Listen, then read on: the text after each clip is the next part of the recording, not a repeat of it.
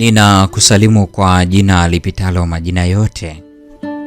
Hili sio jina la mtu awaye yote, bali ni jina la Bwana wetu Yesu Kristo.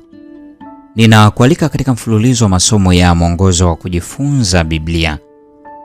Leo ni Februari 19, siku ya Alhamis. Tukiangazia mada inayosema kuvipatanisha vitu vyote. Soma Wakolosai 1 aya 19 na 20. Upatanisho huu unaokuja kwa njia ya msalaba ni nini na ni wa kina kiasi gani?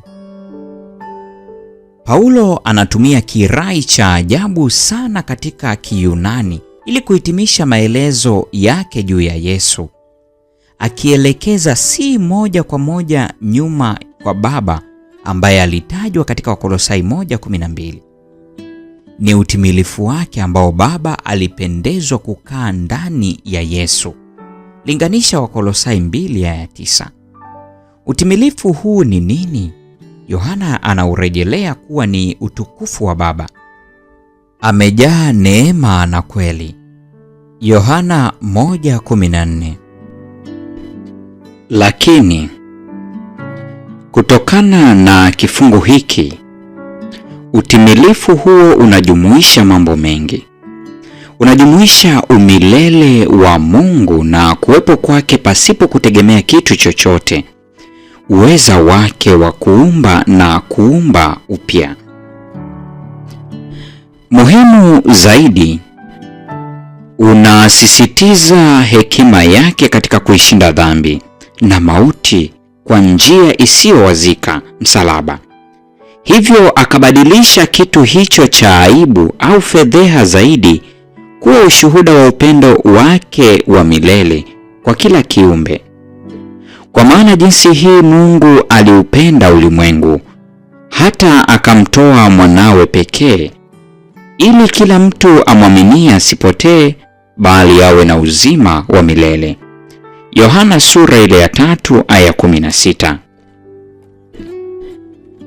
Njia pekee ambayo kwa hakika dhambi inaweza kushindwa milele na vitu vyote kupatanishwa vinavyoweza kupatanishwa, inatolewa muhtasari katika ukweli huo adhimu. Mungu aliupenda ulimwengu, na alitupenda sana kiasi kwamba alihatarisha kila kitu ili kutuokoa kwa njia ya kifo cha Kristo msalabani. Neno la Kiyunani linalotafsiriwa ulimwengu ni kosmos, ambalo linaweza kujumuisha ulimwengu wote. Paulo anarejelea udhihirisho huu wa kiulimwengu katika muktadha wa kumfuata Kristo. Tumekuwa tamasha kwa dunia, kosmos, ulimwengu, kwa malaika na wanadamu. Wakorintho wa kwanza sura ya 4 aya 9. Mbingu iliangalia kwa huzuni na mshangao Kristo akiwa ametundikwa msalabani. Kwa kuishi maisha ya uasi, Shetani na wale wote wanaojiunga naye hujitenga wenyewe mbali na amani ya Mungu, kiasi kwamba kuwepo kwake kwao ni moto ulao.